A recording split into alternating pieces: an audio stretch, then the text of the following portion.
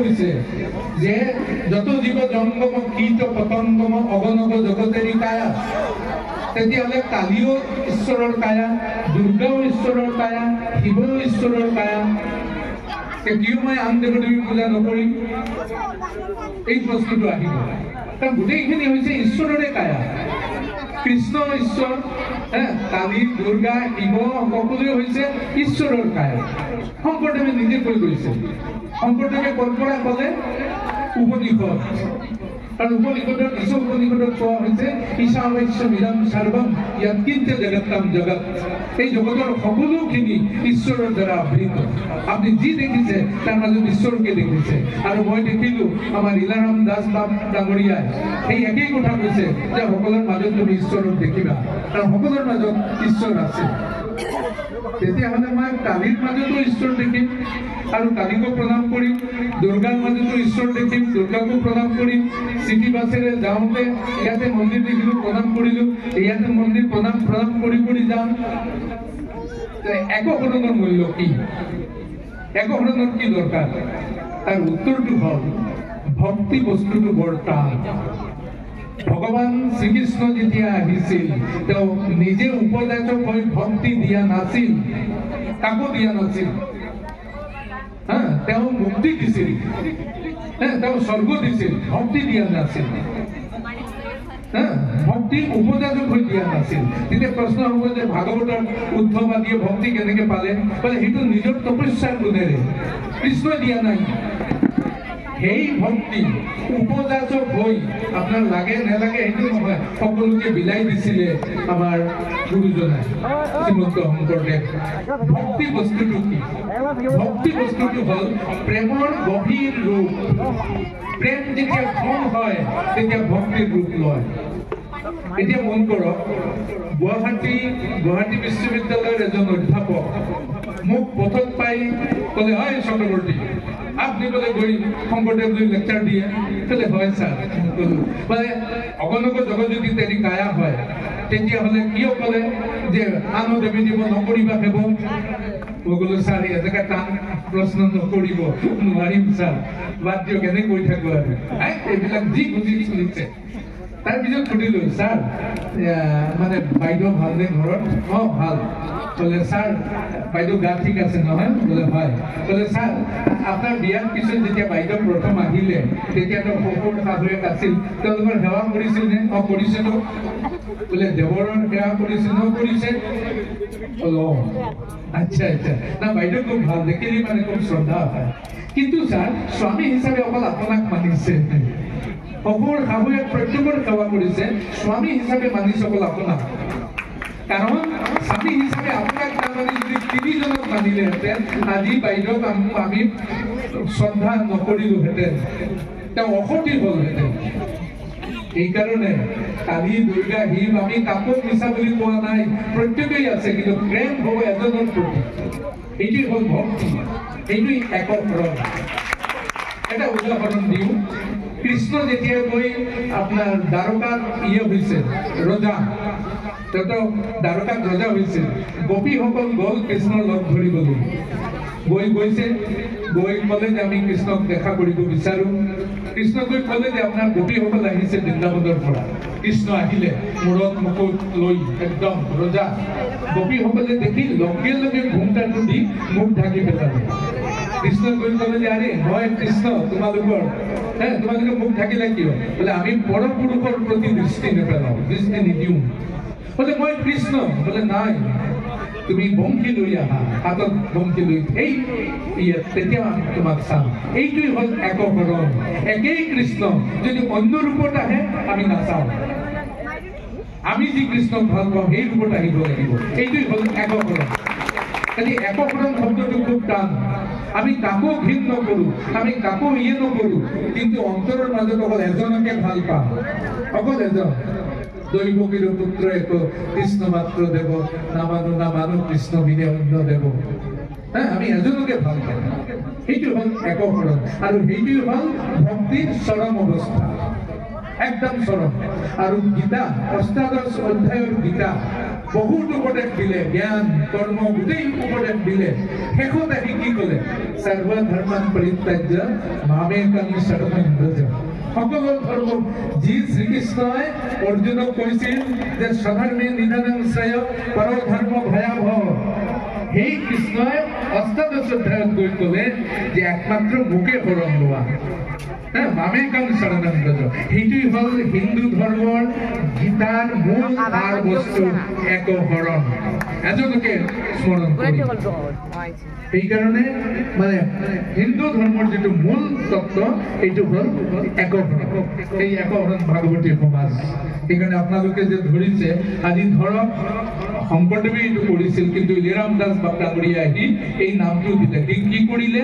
আৰু আমাৰ ঘন হৈ গ'ল দৃষ্টিটো যে আমাৰ লক্ষ্য একমাত্ৰ এক, মুক্তি নহয়, একো নহয়, সুখ নহয়, সম্পত্তি নহয়, একো নহয়, এক, অকল তেওঁকে লাগে। এইটো হ'ল হিন্দু ধৰ্মৰ মূল কথা। আপনি বেদ উপনিষদ যিয়ে কওক, তাৰ মূল কথাটো হ'ল এক।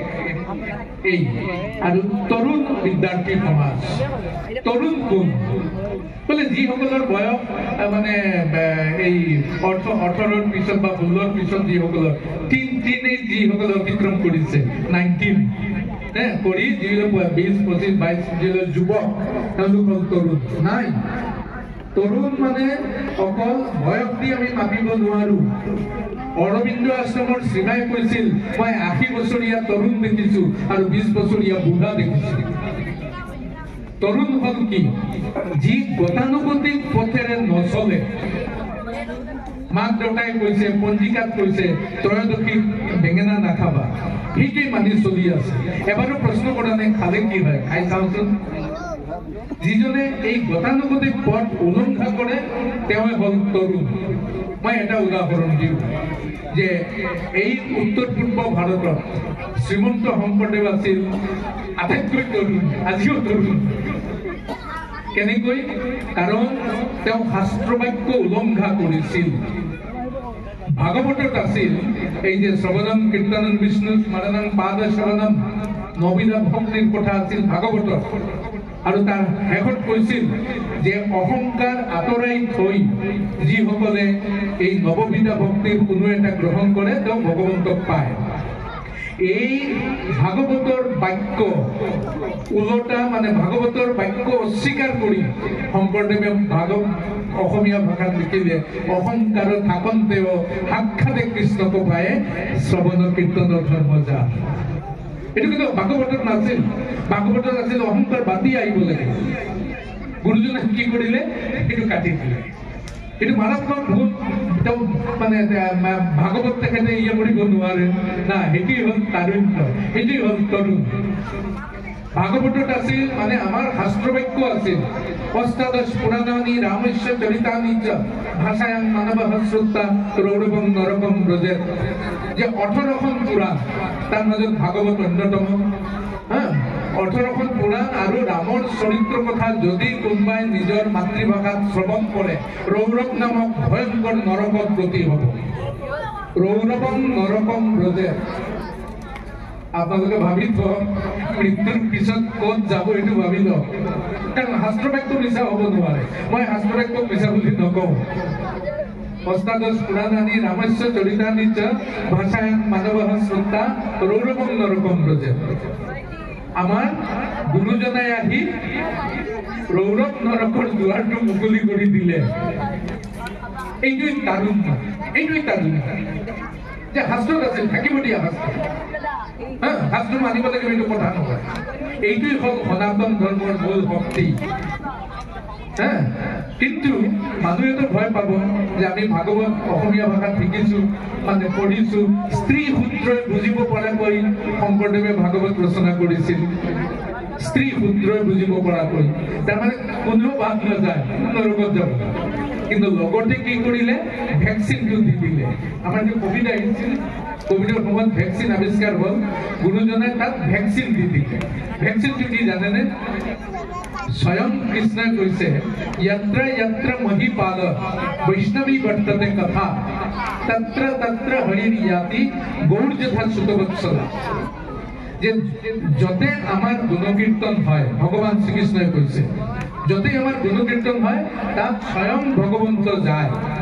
গৌৰ যথা সুতবৎসলা, এই নতুন পোৱালিৰ পিছে পিছে গাই যেনেকে খেদি খেদি যায়, হ্যাঁ আপনাৰ ঘৰত যদি গৰুৱে পোৱালি দিয়ে আপনি যদি কোলাত লৈ যায় পিছে গাইটো খেদি খেদি আহে, নামাৰে আৰ মালিক জানে, হ্যাঁ খেদি আহে। ভগবন্ত স্বয়ং শ্ৰীকৃষ্ণ সৃষ্টি স্থিতি প্ৰলয়েৰ গৰাকী শ্ৰীকৃষ্ণ এই গৰুৰ পোৱালিৰ পিছে পিছে গাই যেনেকা যায় তেনেকা ভকতৰ পিছে পিছে দৌৰিয়া। এইটো হল সংস্কৃত শ্লোক, গুৰুজনা এইটো অসমীয়া ভাঙনি কৰিলে। মাধৱৰ নাম বৎস প্ৰায় হইল, মাধৱৰ নাম হল গৰুৰ পোৱালিৰ দৰে। ভকতে অংকে লৈয়া যান্ত, ভকতে কোলাত লৈ গৈ আছে। বেদৰ ঈশ্বৰ হৰি ধেনু প্ৰায়, তাৰো পাছে পাছে ধান্ত, তাৰ পিছে পিছে দৌৰি দৌৰি গৈ আছে। নৰকত যাব নহয়, ৰৌৰৱ নৰক, পিছত কোন যাব, পিছফালে কোন যাব? স্বয়ং কৃষ্ণ। তেতিয়া ৰৌৰৱ নৰক বৈকুণ্ঠ হৈ যাব। শাস্ত্ৰ বাক্য উলংঘা কৰি অনুবাদ কৰিলে, কৰি কি কৰিলে? ৰৌৰৱক বৈকুণ্ঠ বনাই দিলে।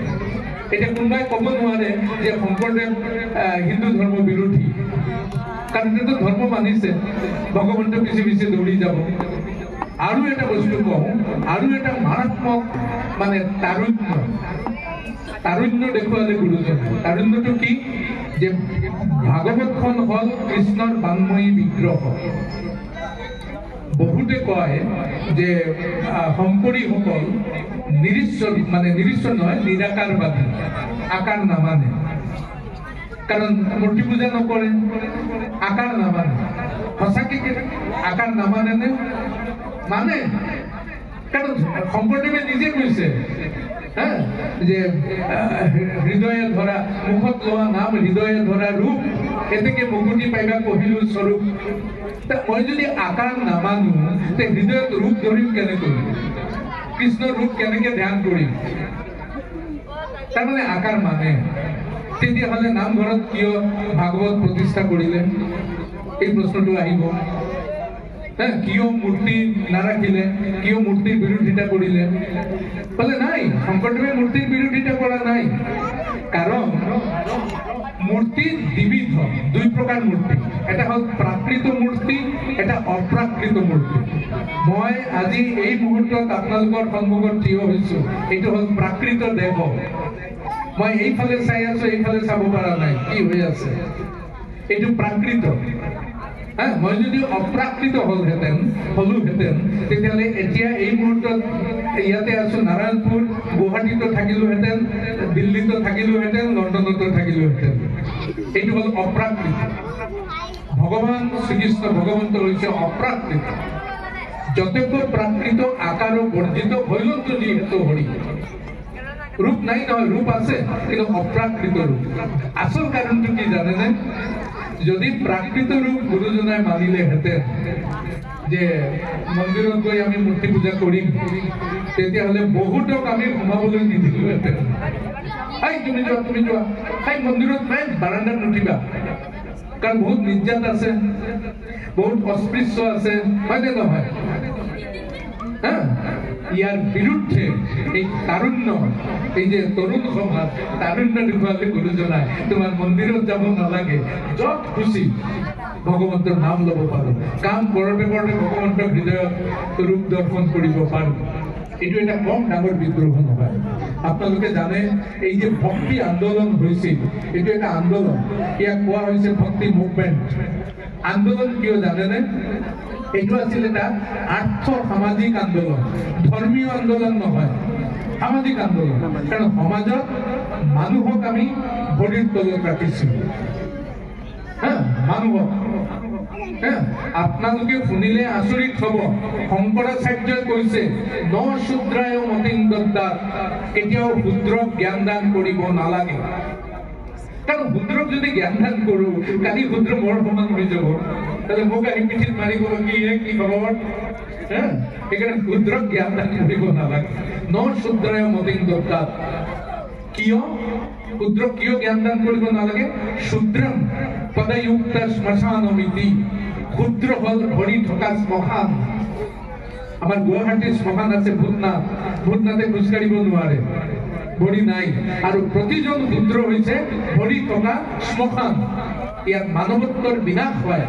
মানৱত্ব ধ্বংস হয় এইটো হল শূদ্ৰ আৰু কি ক'লে যে শূদ্ৰই যদি বেদমন্ত্ৰ যদি শূদ্ৰৰ কাণত সোমাই যায় তেতিয়াহ'লে শূদ্ৰৰ কাণত গৰম ঘি ঢালি দিবা উচ্চাৰণে জিহ্বাৰ ছেদ ভৱতি যদি শূদ্ৰই উচ্চাৰণ বেদমন্ত্ৰ উচ্চাৰণ কৰে জিহ্বা কাটি পেলাবা আৰু ধাৰণে শৰীৰ ভেদ ইতি কোনো শূদ্ৰই যদি বেদমন্ত্ৰ মুখস্থ কৰি লয় তাক হত্যা কৰিবা ইয়াৰ বিৰুদ্ধে যিটো মুভমেণ্ট হৈছিল সেইটো আছিল ভক্তি আন্দোলন মন কৰক আৰু কি কাৰণ ভক্তি আন্দোলনে প্ৰথম এই ক্ষুদ্ৰকো দাঙি ধৰা হল কিন্তু চাণ্ডালকো গৰিষ্ঠ মানি যাৰ জিহ্বাতে চবে হৰি মানি প্ৰত্যেকক উঠাই দিয়া হল একদম এই যে বামন চণ্ডালৰ নিবিচাৰি কোন গুৰুজনাই ক'লে এইটো এটা ডাঙৰ আন্দোলন আৰু এই আন্দোলনটো কোনে কৰে তৰুণ সমাজে কৰে বুঢ়াই আন্দোলন নকৰে এই কাৰণে এই তৰুণ বিদ্যাৰ্থী সমাজ আমাৰ উঠি অহা প্ৰজন্মৰ মাজত এই তাৰুণ্যটো সোমাই দিব লাগে যে তুমি যেটো পঢ়িছা সেইটো টিচাৰে কৈছে বুলি গ্ৰহণ নকৰিবা নিজে চিন্তা কৰা টিচাৰক প্ৰশ্ন কৰা আজিকালি এইটো নাইকিয়া হৈছে আমি মুখস্থ কৰি আছো পাছ কৰি আছো ওলাই গৈ আছো প্ৰশ্ন নাই কিন্তু ভক্তি আন্দোলনত এই প্ৰশ্ন উঠিছে কি হল যে ভাগৱত যে প্ৰতিষ্ঠা হল সেইটো কৃষ্ণৰ মূৰ্তি ভাগৱত হল কৃষ্ণৰ বাংময় বিগ্ৰহ প্ৰথম দ্বিতীয় স্কন্ধে চৰণত দুতয় তৃতীয় চতুৰ্থ স্কন্ধে ভৈল উৰুদ্দয় এনেকা গৈ একেবাৰে মুণ্ডত গৈ দ্বাদশ স্কন্ধ ভাগৱত এই ভাগৱতক চাওক গুৰুজনাই কেনেকা কৰিলে যে আপুনি মন্দিৰত যাব নালাগে আপুনি পূজা পাৰ্বণ কৰিব নালাগে অকল নাম লওক আৰু নাম ল'বলৈ হলে আপোনাৰ শ্ৰদ্ধা নাথাকিব পাৰে মই কৃষ্ণক গালি দিব পাৰো কৃষ্ণক গালি দিব পাৰো কৃষ্ণই কৈছে শ্ৰদ্ধয়া হেলয়া নাম ৰটন্তি মম জান্তৱ কোনোবাই যদি শ্ৰদ্ধা অথবা হেলা কৰি গালি দি যদি মোৰ নাম লয় তেখেতক মই হৃদয়ত মই ৰাখো কংসইতো কৃষ্ণক শ্ৰদ্ধাৰে ইয়ে কৰা নাছিল কেনেকে মাৰিম ৰাতি দিলে শুব নোৱাৰে কেনেকে মাৰিম এইটো শিশু পালেতো শ্ৰদ্ধা কৰা নাছিল কিন্তু তেওঁলোক কৃষ্ণক পালে এনেকে এটা ধৰ্ম লৈ আহিল যাৰ কাৰণে আপোনাৰ মন্দিৰত যাব নালাগে যাৰ কাৰণে আপুনি পবিত্ৰ হৈ নাম ল'ব নালাগে অপবিত্ৰ অৱস্থাত নাম লওক আপোনাৰ গোটেই গা শুদ্ধ হৈ যাব এই যে আৰু এটা ডাঙৰ কাম কৰিলে গুৰুজনাই অকল ভাগৱত অনুবাদ কৰিছে এইটো নহয় ভাগৱতত নথকা কিছুমান নাম তাতে ভৰাই দিছে এইটো ভাগৱতত নাছিল আপুনি ভাবক কৃষ্ণৰ বাংময়ী বিগ্ৰহ কিৰাত কছাৰী খাচী গাৰো মিৰি যবন কংক গোৱাল এই নামকেইটা ভৰাই দিলে ভাগৱতখন অপবিত্ৰ হোৱা নাই তেওঁলোকতো আমাৰ ইয়ে নহয় এই ট্ৰাইবেল মানুহবিলাক সেইটো নাম ভৰাই দিলে আৰু অসমীয়াক ক'লে ভাগৱতক সেৱা কৰিবা আৰু আমি মূৰ্খৰ দৰে এই 500 বছৰ ধৰি নামঘৰত গৈছো ভাগৱতক সেৱা কৰিছো এবাৰো ভাবিছোনে যে ভাগৱতৰ কৃষ্ণৰ বাংময়ী বিগ্ৰহক অলংকাৰ হিচাপে সজাই দিয়া কিৰাত কছাৰী খাচী গাৰো মেৰি যবন কংক গোৱালকো সেৱা কৰিছো আপুনি ভাবক যে আমি যদি আমি ভাগৱত হল কৃষ্ণৰ বাংময় বিগ্ৰহক অলংকাৰ হিচাপে সজাই দিয়া খাচী গাৰো মেৰি যেতিয়া প্ৰণাম কৰিছো তেওঁলোককো প্ৰণাম কৰিছো আৰু কৃষ্ণক প্ৰণাম কৰিলে তেওঁৰ গা গোটেইখিনি আমি প্ৰণাম কৰিম এইটোৱে হল তাৰুণ্য যে তেতিয়া মানুহে বুঝা নাই ভকতসকলে বুঝা নাই এতিয়া বুঝি আছে যেতিয়া আমাৰ মাজত মানে সংহতিৰ সংকট আহিছে যেতিয়া আমাৰ মাজত ভাৰতীয়ত্ব ভাৰত বোল নাইকিয়া তেতিয়া আমি বুজিছো যে গুৰুজনাই 500 বছৰ আগত তেখেতৰ একবিংশ শতিকাত কি হ'ব বিংশ শতিকাত কি হ'ব তেখেতো জানা নাছিল তেতিয়া ভেকচিনটো দি গ'ল মোক এবাৰ দিল্লী এটা লেকচাৰ দিলো শংকৰদেৱ লৈ অনলাইন মোক ক'লে যে কেইটা প্ৰশ্ন আপুনি কওক ক'লে কি প্ৰশ্ন বোলে শংকৰদেৱ অসমৰ আছিল অসমত ধৰ্ম প্ৰচাৰ কৰিছে ভাৰতবৰ্ষৰ ইতিহাসত তেওঁৰ অৱদান কি বুলি মোক প্ৰথম এই প্ৰশ্নটো আপুনি বুজাই দিয়ক মই কৈছো ভাৰতবৰ্ষৰ ইতিহাসত মানে আপুনি শংকৰদেৱক বাদ দি ভাৰতবৰ্ষৰ ইতিহাস লিখিব নোৱাৰে কৈছে কিয় বোলে আৰে গোটেই উত্তৰ পূৰ্ব ভাৰতত যিজনে ভাৰত চেতনাৰ জন্ম দিলে তেওঁ শংকৰদেৱ তেতিয়া কিন্তু উত্তৰ পূৰ্ব ভাৰতত এখন ৰাজ্য নাছিল, এই কছাৰী ৰাজ্য আছিল, ডিমাচাসকলৰ বেলেগ আছিল, বেলেগ বেলেগ আছিল। আৰু গুৰুজনাই কি ক'লে, বাৰে বাৰে ভাৰত ভাৰত ভাৰত প্ৰায় 50 বাৰ ভাৰত ভাৰত জপ কৰিলে। আৰু তেওঁ অসমীয়া সংস্কৃতিত অসমীয়া ভাষাৰ প্ৰাণ পুৰুষ কিন্তু এবাৰ মাত্ৰ উল্লেখ কৰিলে অসম মূলক অসম নাম এবাৰ উল্লেখ কৰিছে আৰু গোটেই ভাৰত ভাৰত কৰি গ'ল।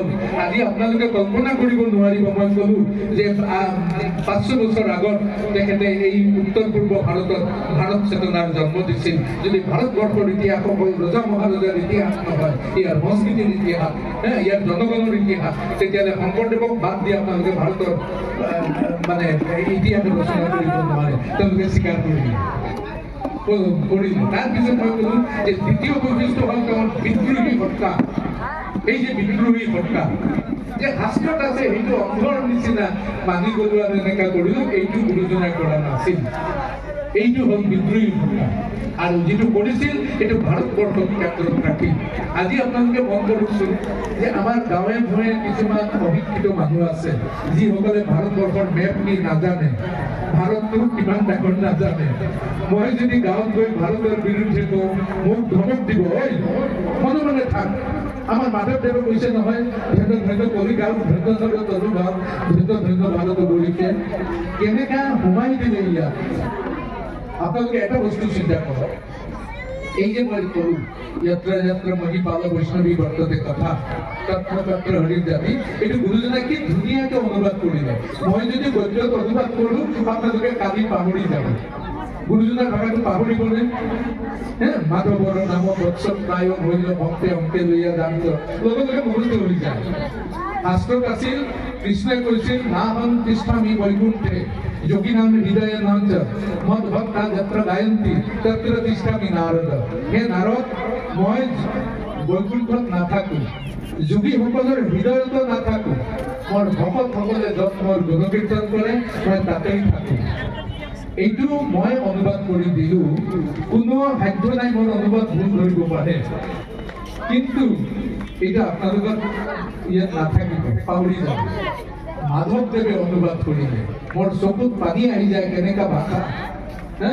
একান্ত ভকত হবে নিৰ্গুণ কৃষ্ণৰ গুণ গায়ে সদা বসিয়া যথাত বৈকুণ্ঠক পৰি হৰি যোগীৰ হৃদয় এৰি থাকা হৰি সাক্ষাতে যথাত। একেবাৰে গাঁৱৰ সাধাৰণ মানুহ সেইটো মুখস্থ কৰি ল'ব। মানে কি বস্তু আপোনালোকে চিন্তা কৰক। সেই সংস্কৃতিটো গঢ় লৈ উঠিছিল বুলি আজি আমি এতিয়াও 500 বছৰ মূৰতো আমি এই গুৰুজনাৰ কৰি আছো। আজি যে আমাৰ লীলাৰাম দাস বাপে এই যে একশৰণ সমাজ যিটো কৰিলে, এইটো কি? এইটো সেই গুৰুজনাই আনা সেই ভক্তিকে এটা নতুন ৰূপ দি তেখেতে এইটোক আকৌ নতুন কৰি উজ্বলাই তুলিলে। আৰু 500 বছৰ পিছতো এইটো একেই থাকিব। ইয়াতে মই দুটা মানে কৰো, আমি যেতিয়া বাহিৰত যাওঁ, ধৰক কেলকাতা গৈ অসমীয়া মানে অসমৰ বৈষ্ণৱ ধৰ্ম সম্পৰ্কে লেকচাৰ দিলোঁ। এবাৰ কেলকাতা ইউনিভাৰ্চিটিত আপোনালোকে শুনি আনন্দিত হ'ব যে আজিকালি কি হৈছে যে MA পাছ কৰিবলৈ হ'লে, ধৰক বাংলাত যিজনে MA পাছ কৰিব তেওঁ অসমীয়া সাহিত্য পঢ়িব লাগিব, উৰিয়া পঢ়িব লাগিব। এতিয়া কেলকাতা ইউনিভাৰ্চিটিয়ে মোক ক'লে যে আমি অসমীয়া সাহিত্য কি ৰাখিম আমাৰ কোৰ্চত, কাৰণ আমিতো অসমীয়া নাজানো। এতিয়া কিবা এখন কিতাপ ৰাখিলে আমি পঢ়াব নোৱাৰিম। মই ক'লো আপোনালোকে নামঘোষা ৰাখক, নামঘোষা ৰাখিব। আৰু নামঘোষা পঢ়াবলৈ হ'লে অসমীয়া নাজানিলেও নামঘোষা পঢ়াব পাৰে। কাৰণ মই গ'লো এটা ক্লাছ ল'বলৈ, গৈ তাতে মই ক'লো যে নামঘোষা মুক্তিত নিষ্ক্ৰিয় যিটোৰ সেই ভকত গণম ৰসময় মাগুৰ ভকতি প্ৰত্যেকে কৈছে ছাৰ এইটোতো বাংলা। মই কৈছো ঠিক আছে। তাৰপিছত মই অসমীয়া উচ্চাৰণত ক'লো মুক্তিত নিষ্ক্ৰিয় যিটোৰ সেই ভকত গণম ৰসময়। এতিয়া অকমান টান লাগিছে। এতিয়া তাত তাতে এজনে মোক প্ৰশ্ন কৰিলে যে অসমত সন্ন্যাসী নাই, ত্যাগী মানুহ নাই। মোকে ক'লে কাৰণ অসমতো হ'ল কামাখ্যা ধাম, কামনাৰ দেৱী, তাত মানুহ ভোগী হ'ব, আৰু সেইকাৰণে সন্ন্যাসী নাই অসমত। ত্যাগী মানুহ নাই মই কলো বোলে হয় হয় এইটো মই ভাবা নাই কিন্তু ত্যাগী মানুহ নাই কৈছ তাত ত্যাগী নাই আন আন প্ৰত্যেক সম্প্ৰদায়ৰ মাজত সন্ন্যাসী আছে গৃহ ত্যাগ কৰি যোৱা সন্ন্যাসী আছে তাত নাই হয় আচ্ছা মোক বুজাই দিয়কচোন মই কলো ত্যাগ ক'ত কৰিম বোলে ক'ত ত্যাগ কৰিম মোক কোৱা হৈছে আপুনি ত্যাগ কৰক আপোনাৰ সম্পত্তি ত্যাগ কৰক ক'ত ত্যাগ কৰিম কাৰণ উপনিষদত কৈছে ঈশাৱাস্য নিৰং সৰ্বম যৎকিঞ্চ জগৎ তাম জগৎ এই জগতখন হ'ল গোটেইখিনি ধূলিকণাৰ পৰা আৰম্ভ কৰি গোটেই ঈশ্বৰৰ দ্বাৰা আবৃত য'তেই ত্যাগ কৰিম ঈশ্বৰৰ ওপৰত পৰিব হয়নে নহয় গুৰুজনাই কৈছে যে যত জীৱ জংগম কীট পতংগম অগণগ জগত এৰি কায়া ত্যাগ কৰিলে ক'ত পৰিব ঈশ্বৰৰ ওপৰত পৰিব 2 নম্বৰ মই বুজাই দিলোঁ যে শুনক মোক কোৱা হ'ল ত্যাগ কৰক ক্লাছত ছাৰে ক'লে ঐ ত্যাগ কৰ বোলে ছাৰ কি ত্যাগ কৰি বোলে পকেটত পইচা আছেনে পইচা ত্যাগ কৰ কৰিলোঁ এটা শূন্য দিলোঁ ছাৰ মোৰ পকেট খালী পকেট শূন্য বোলে ঘৰত টকা আছেনে বোলে আছে ত্যাগ কৰ কৰিলোঁ আৰু এটা শূন্য দিলোঁ বেংক বেলেঞ্চ আছেনে বোলে আছে ত্যাগ কৰ কৰিলোঁ আৰু এটা শূন্য দিলোঁ তাৰপৰ স্ত্ৰী পুত্ৰ সকলো ত্যাগ কৰিলোঁ শূন্য শূন্য শূন্য দিলোঁ তাৰপিছত যদি মই যোগ কৰোঁ 0 + 0 + 0 + 0 কি হ'ল 0 হয়নে নহয় শূন্য যোগ শূন্য যোগ শূন্য যোগ শূন্য হ'ব কিন্তু যদি কোনোবা দুষ্টু ল'ৰা থাকে ক্লাছত বা ছোৱালী সি যদি ছাৰক নেদুখাই এটা লিখি লয় চুপচাপ লিখি গ'লে টকা ত্যাগ কৰিলোঁ একৰ পিছত এটা শূন্য দিলে সি 10 হৈ গ'ল বোলে ঘৰত টকা ত্যাগ বোলে কৰিলোঁ ছাৰ আৰু এটা শূন্য দিলে 100 হৈ গ'ল তাৰপিছত বোলে আৰু ত্যাগ কৰ স্ত্ৰী পুত্ৰ ত্যাগ কৰ বোলে ছাৰ কৰিলোঁ আৰু এটা শূন্য দিলে 1000 হৈ গ'ল কিমান চালাক চাওক ল'ৰাটো সি ত্যাগ কৰি পৰা নাই সি ৰজা হৈ আছে গুৰুজনাই সেইটো আমাক শিকালে একটো লিখাই গ'লে দৈৱকীৰ পুত্ৰ এক কৃষ্ণ মাত্ৰ দেৱ দি ক'লে এতিয়া ত্যাগ কৰা কৃষ্ণৰ ভকতি ধৰা নিচা মহ কৰা আৰু কি ক'লে স্ত্ৰী পুত্ৰ ত্যাগ কৰি যাবলৈ কোৱা নাই পত্নী পুত্ৰ সবাক সেৱকো কৰি দিব আপোনো প্ৰাণক কৃষ্ণ পাৱত অৰ্পিব মই ক'লো এইটো ত্যাগ নহয় নেকি এইটো ঠিক মই ক'লো দ্বিতীয় কথা বিবেকানন্দটো বাঙালী তেওঁতো সন্ন্যাসী আছিল তেখেতে কি কৈছে তেখেতে কৈছে ত্যাগ সকলৰ দ্বাৰা সম্ভৱ নহয় বুলি বিবেকানন্দে এটা কাহিনী কৈছে কাহিনীটো হ'ল কিছুমান সন্ন্যাসী ৰাস্তাৰে এই জংঘলৰ কাষেদি গৈ আছিল গৈ এটা গছৰ এইটো বিবেকানন্দই কোৱা কাহিনী গছৰ তলত বহি কথা পাতি আছে ইতিমধ্যে এটা আৱাজ হ'ল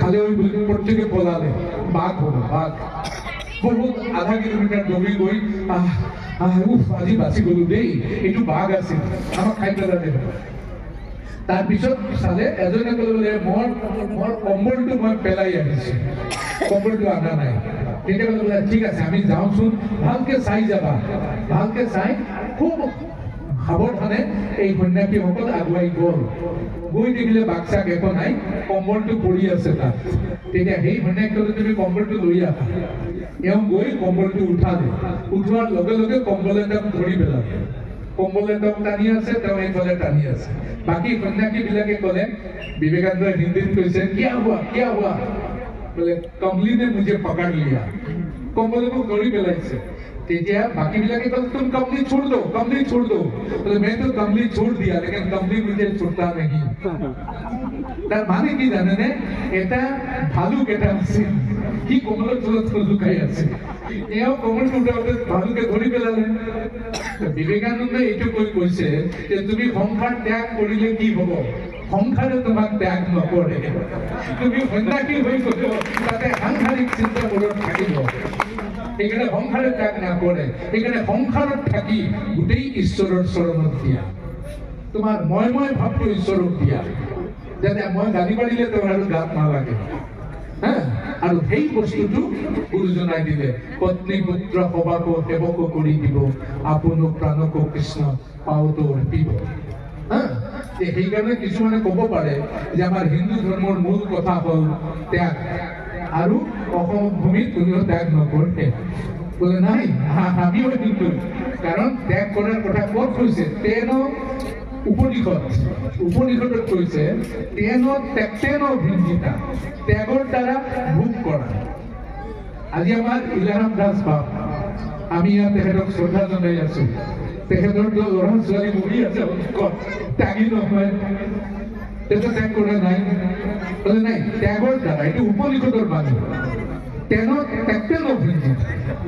এই যে ধৰক আমাৰ পকেটে যে টকা থাকে সেই টকাটো মোৰ মই যদি 500 টকা এটা চিঙি পেলাই পুলিচে কিন্তু মোক এৰেষ্ট কৰিল, কাৰণ টকাটোৰ মালিক মই নহয়, ৰিজাৰ্ভ বেংক আমাক দিছে খৰচ কৰাৰ কাৰণে, চিঙাৰ কাৰণে নহয়।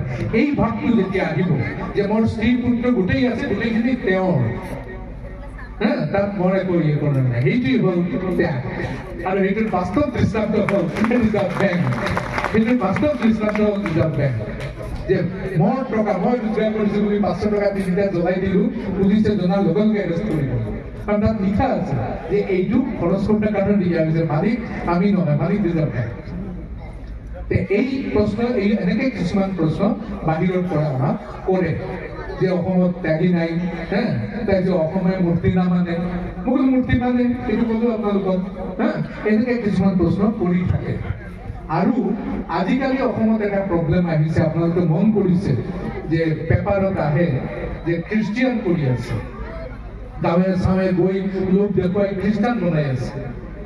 মই ওদালগুৰি এখন লেকচাৰত, তাত বহুত বড় মানুহ আছিল, তাতে মই কৈছিলো যে মই হিন্দু ধৰ্ম ত্যাগ কৰিব বিচাৰো।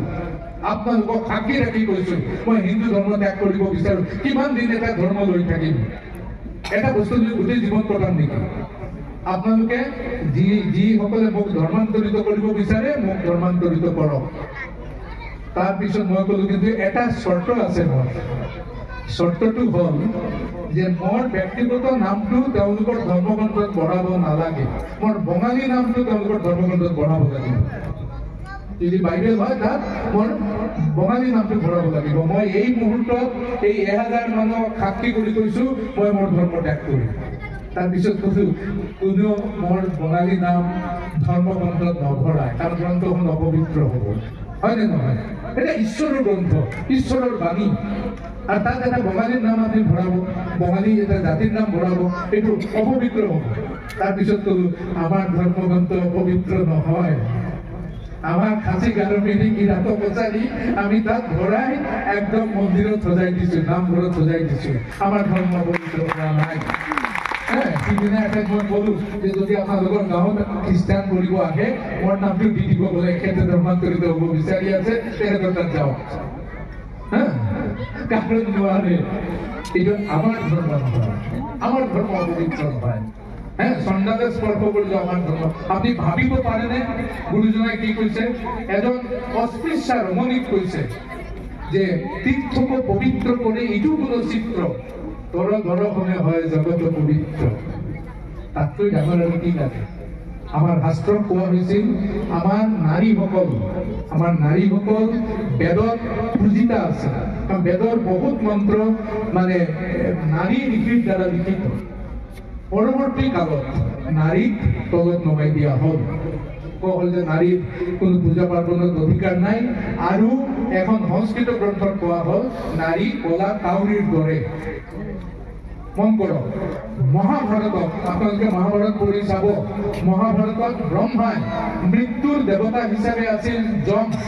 মহাভাৰতত মৃত্যুৰ দেৱতা এজন নাৰীক কৰিলে, আৰু নাৰী ব্ৰহ্মাৰ আগত থিয় হৈ কান্দি আছে যে প্ৰভু মই কেনেকৈ মাৰ কোলাৰ পৰা সন্তানক লৈ আহিম, মই কেনেকৈ স্ত্ৰীৰ সন্মুখৰ পৰা তেওঁৰ স্বামীক লৈ আহিম। নাৰীক দিয়া হ'ল মৃত্যুৰ দেৱতা। আৰু ভাগৱতত ভগৱতীৰ স্বৰূপ হ'ল নাৰী। যি কৃষ্ণ হ'ল কি জানে? কৃষ্ণক আপুনি স্পৰ্শ কৰিব নোৱাৰে। কোৱা হৈছে অবাং মনসা গোচৰ, তো বাক্য আৰু মনৰ অতীত আপনি। কাৰণ আমাৰ আটাইতকৈ দ্ৰুতগামী বস্তু কি আছে আমাৰ লগত? মন। ইয়াতে থাকি মই এই মুহূৰ্তত মনটো দিল্লীত পঠাব পাৰোঁ, মই লণ্ডন ঘূৰি আনিব পাৰোঁ। সেই মনেও তেওঁক স্পৰ্শ কৰিব নোৱাৰে। কিন্তু আমাৰ গুৰুজনাই দেখুৱালে যে এজন নাৰীৰ ওচৰত অবলা নাৰী ভগৱানটো দৌৰি যাব নোৱাৰিলে, কাণত ধৰি লৈ আহিলে যশোদাই। কাৰণ নালিচ কৰিছে আহি বহুতে যে তোমাৰ ল'ৰাটো বদমাছ নকনি চুৰ কৰি খায় আমাৰ ঘৰত গৈ গোটেই নষ্ট কৰে মাৰ খং উঠি আজি তাক বান্ধিম পিটিম একদম লৈ গৈ একেবাৰে দৌৰিলে কৃষ্ণ আগে আগে দৌৰি আছে যি কৃষ্ণক মনি ৰুকিয়ে যুগ যুগ সাধনা কৰি স্পৰ্শ কৰিব নোৱাৰে যি কৃষ্ণক মনে স্পৰ্শ কৰিব নোৱাৰে অবাক মনসে গোচৰ কৃষ্ণ বেছি দূৰ যাব নোৱাৰিলে কাণত ধৰি লৈ আহিলে আনি বোলে আজি তাক বান্ধি ৰাখিম ৰছী লৈ আহিলে কৃষ্ণক বান্ধিবলৈ গ'ল 2 আঙ্গুলি নাতে 2 আঙ্গুলি সৰু হ'ল ৰছী আৰু ৰছী আনিলে আকৌ 2 আঙ্গুলি নাতে আৰু আকৌ আনিলে 2 আঙ্গুলি নাতে এইটো মানে কি জানেনে গুৰুজনাই শাস্ত্ৰ পঢ়িছিল সত্য শাস্ত্ৰ পঢ়িছিল অংক পঢ়া নাছিল মই হলে লিখিলোহেঁতেন 10 আঙ্গুলি নাতে তাৰপিছত ক'লোহেঁতেন 6 আঙ্গুলি নাতে তাৰপিছত ক'লোহেঁতেন 2 আঙ্গুলি নাতে বুদ্ধিৰ কথা এইটো গুৰুজনে অংক পঢ়া নাই মেথমেটিক্স পঢ়া নাই বাৰে বাৰে একেই কথা কৈ আছে 2 আঙ্গুলি নাতে 2 আঙ্গুলি নাতে অনন্ত গণ্ডগী হলে ধমক লগাতে হয় বাৰে বাৰে 2 আঙ্গুলি কেনে হ'ব